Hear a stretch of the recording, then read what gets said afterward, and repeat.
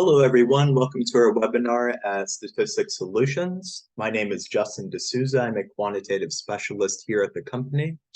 During today's webinar, we are going to discuss preparations for a quantitative defense. A lot of the tips will apply to qualitative or mixed method studies as well, but some examples I'll be showing will primarily be quantitative studies. If you have any questions, you can type them into the chat box or the Q&A box. And at the end of the webinar, we will be doing a question and answer session.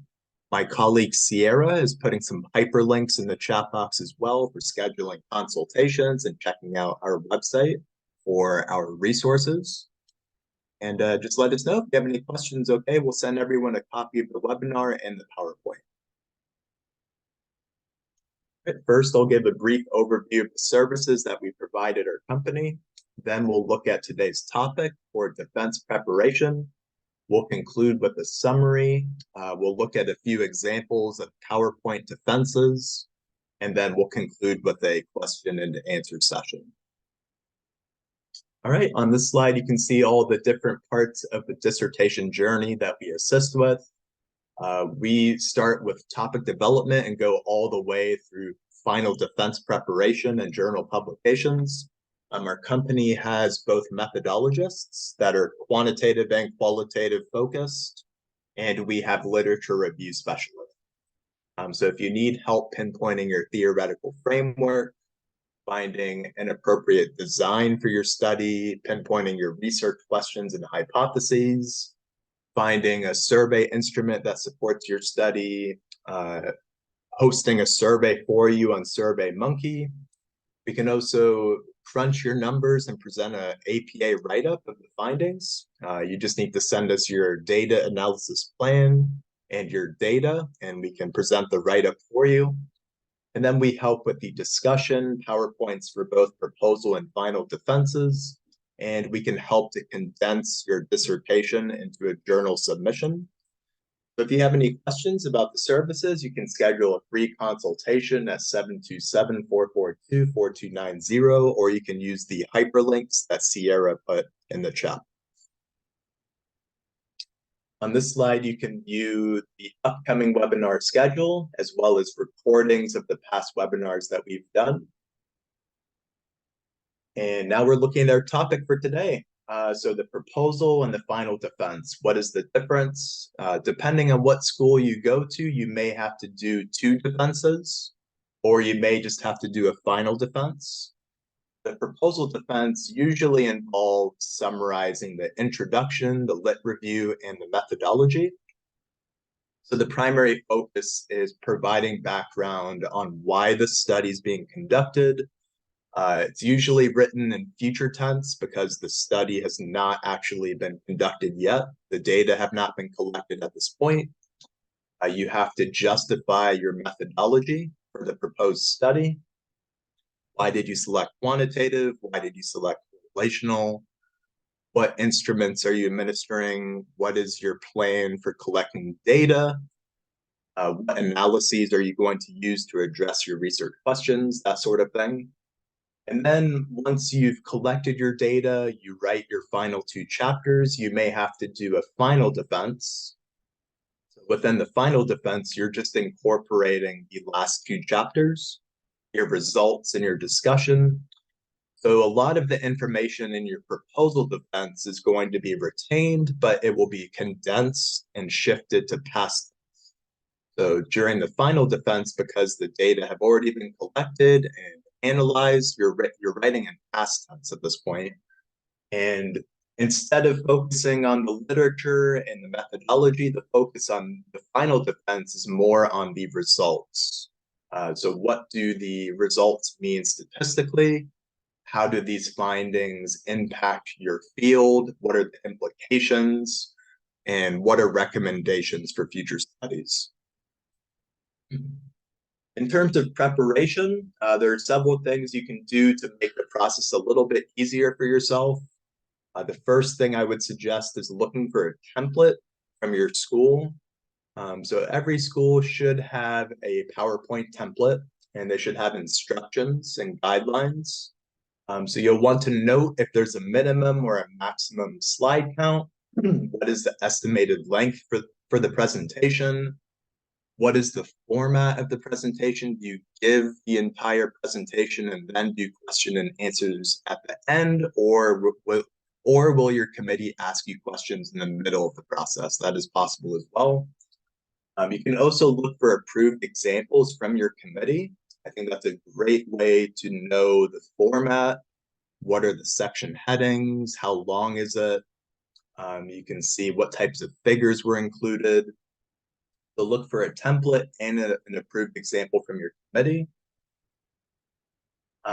Now, a lot of presentations nowadays are done remotely. I see probably 90% of defenses are done through a Zoom meeting nowadays.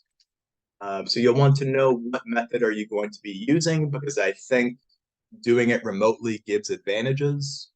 If you're doing a remote presentation, you can have multiple monitors pulled up. You can print out your entire dissertation. You can highlight key sections and have a list of talking points that you want to discuss. But you'll want to test out the logistics of the software prior to your defense. There are obviously limitations with Wi-Fi connection, having the right cables to run everything, just making sure that there's no hiccups during a remote defense. But if you're doing it in person, which also happens, you'll want to be familiar with the equipment that you're going to be using, like a projector or a USB HDMI cable or PowerPoints.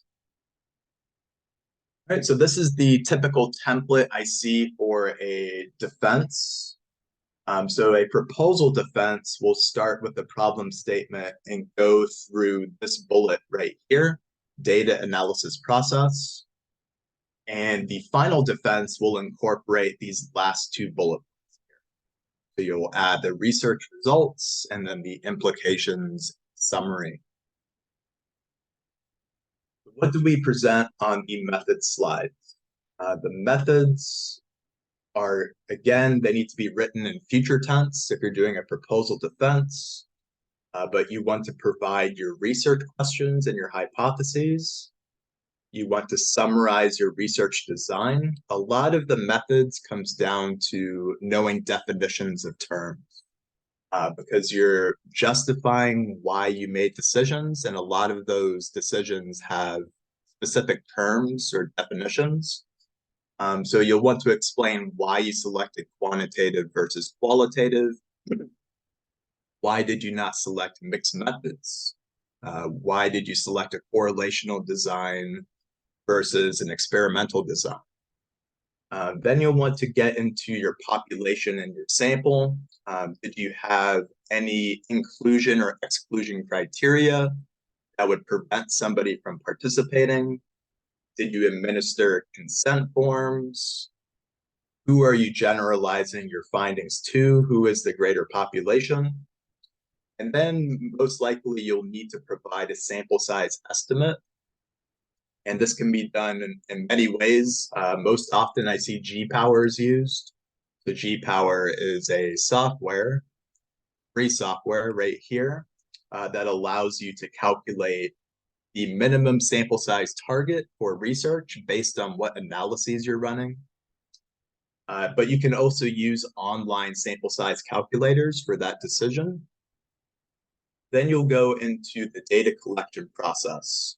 So think of this like a recipe that someone else could replicate if they read the exact steps. So you want to think about step one is most likely having IRB permission to collect your data. Then step two could be administering consent forms and the actual recruitment of your participants.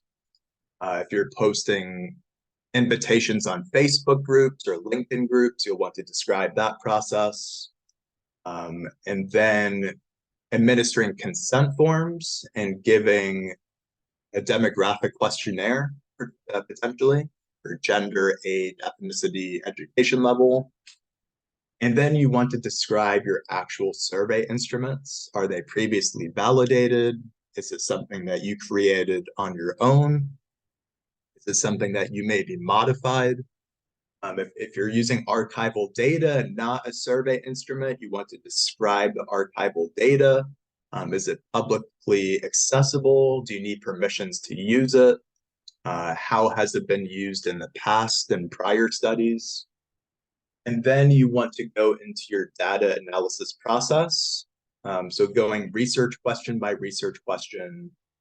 First of all, what software are you going to use to crunch your numbers? SPSS, Stata, SAS, whatever software you're planning to use. And then go through each research question and explain what analysis you're going to use. For example, to address research question 1, we're going to use a multiple linear regression.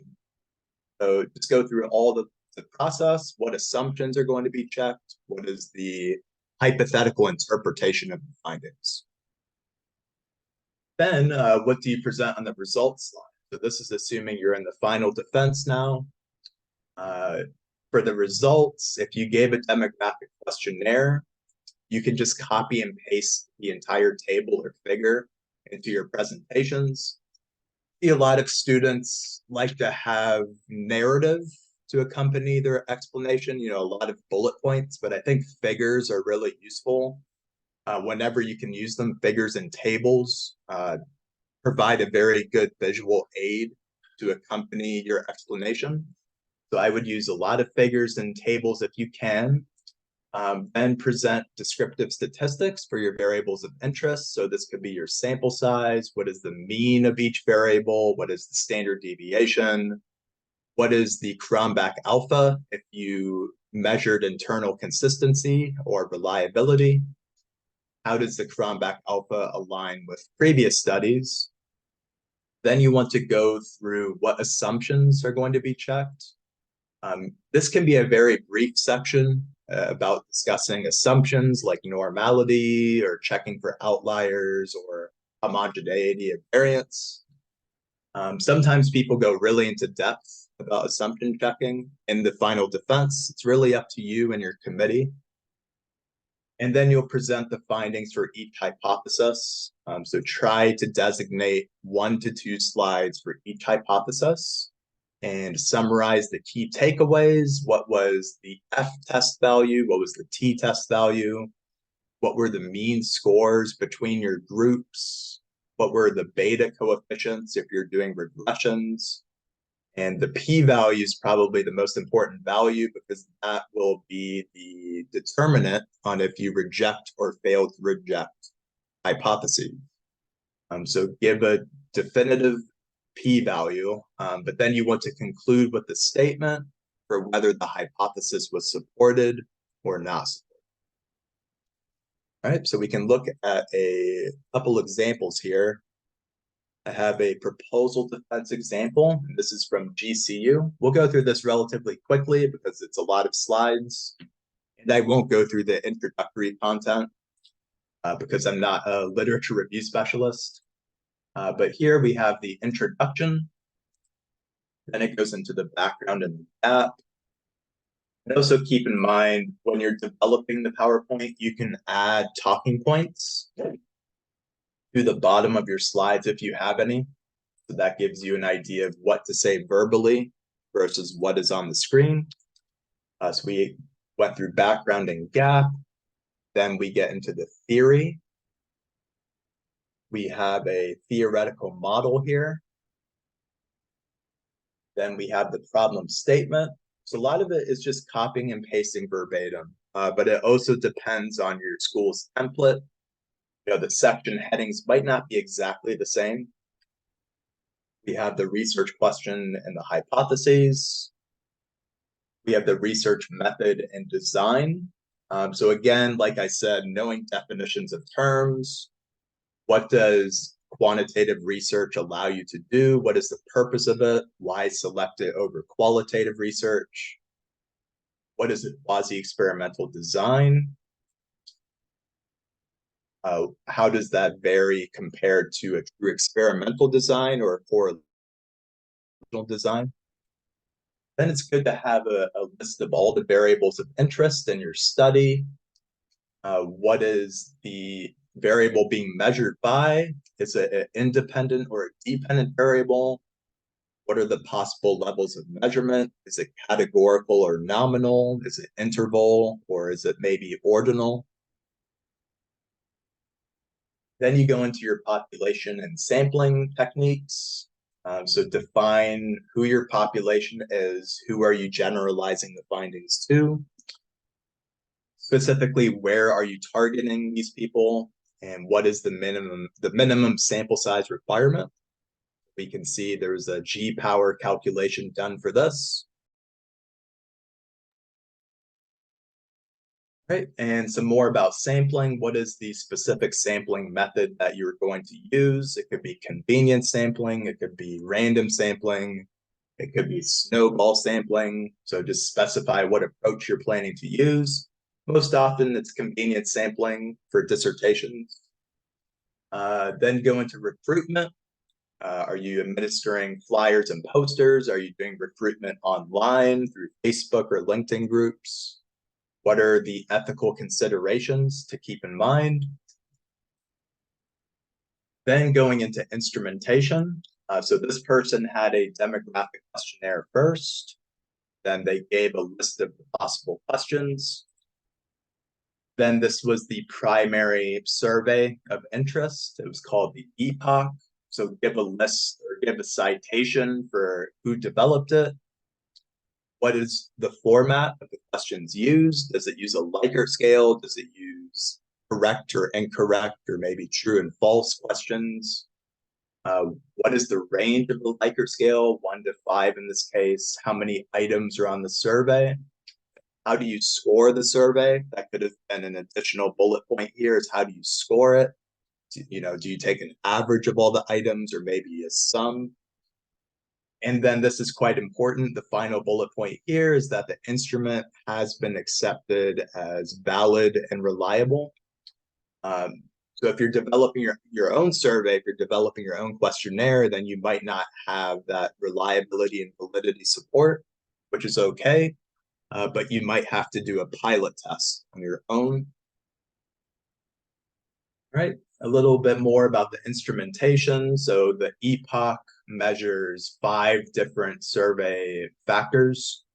So this slide shows what items connect to each of those factors. Here we have a flow chart that shows the data collection plan, going from site authorization to committee and IRB approval, and then recruitment. So this outlines everything. I think it's a little busy with how much information is on one chart. I would probably write this in bullet point form over a couple slides, but this comes down to preference. Then we go into the data analysis procedures. Okay, so the first thing I would mention is what software you're planning to use, if it's SPSS or whatever. Then describing the data cleaning, what descriptive statistics are you going to report, and checking for things like reliability. Then this person goes into a high level of detail about assumption checking. So the primary analysis was a MANOVA, and they go one by one through every assumption. I think that's a little overboard, but I think it depends on your school. I think GCU does want that detail about assumption checking. Okay, so they went through each assumption, 1 through 7. Then they discussed the primary analysis, which is a MANOVA in this case. And then they give references at the end, and there's a question session. Okay, so that is a proposal defense, and that was about 24 slides, including the references and the introduction slide. So that's about average, I would say, between 20 and 30 slides for a proposal and a final defense. Usually the presentation will take about 20 to 25 minutes, and then there'll be questions at the end. Okay, so let's take a look at a final defense, which is very similar. It is a different school, but you can see the section headings are very similar. So we go through the problem statement, the purpose statement, the theory, the research method and design.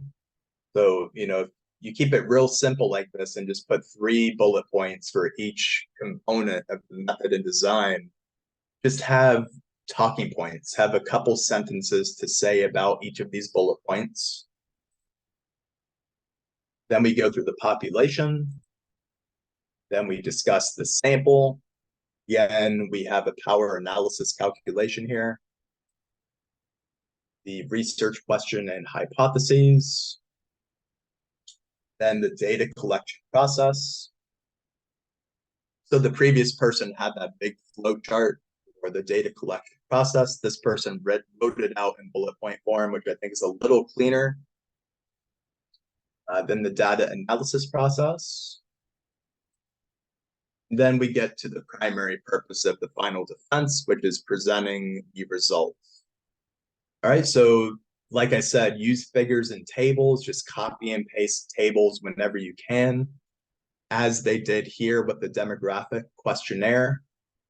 We have a count of how many people we have, what is the final sample size. But if you had people who dropped out for whatever reason or did not complete the survey, you want to give those numbers as well. Then we have descriptives for the variables of interest, the sample size, n, the minimum score, the max score, the mean, and the standard deviation. Then we have the assumption checking. This is for normality. And then we have the research result. Okay, so here's the research question. What were the findings of the correlation? What are the p-values? What does the correlation coefficient tell us?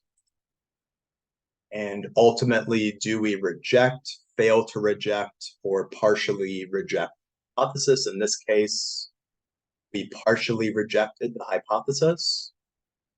And then it goes into implications of the findings. So this is connecting your findings back to the literature.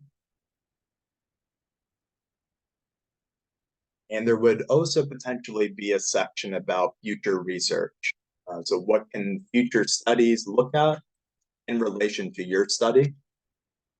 Then there's a conclusion and a question and answer session.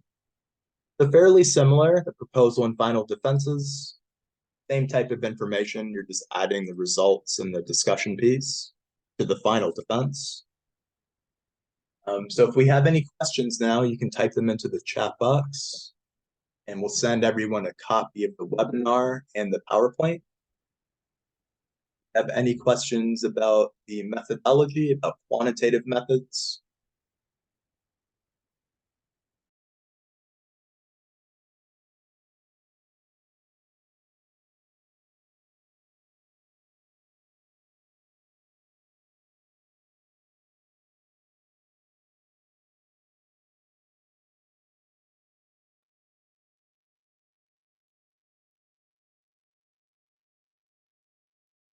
Excellent. Thanks for joining, Roman. Do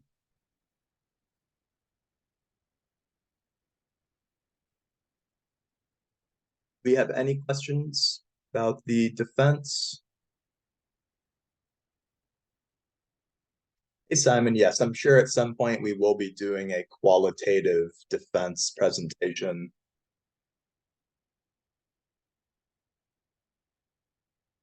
And we have a question from Julie. Should you report limitations? I have seen limitations presented. It's not one of the bullet points at GCU. But let's see where you could present limitations. So here's the general template. The limitations could go, if you're doing a proposal defense, that could go within the method and design. So what are the methodological limitations? What are the limitations of your analysis potentially? Once you've done the analyses and you're doing your final defense, limitations could go in this section about implications of the findings. So within the implications, you can discuss limitations, such as sample size. Maybe the sample size is too small for your research. So you have to interpret with caution or maybe use non-parametric analyses. So limitations and implications go hand in hand.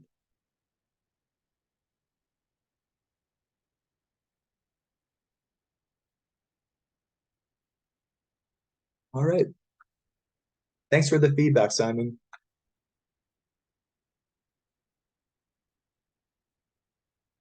We have any other questions?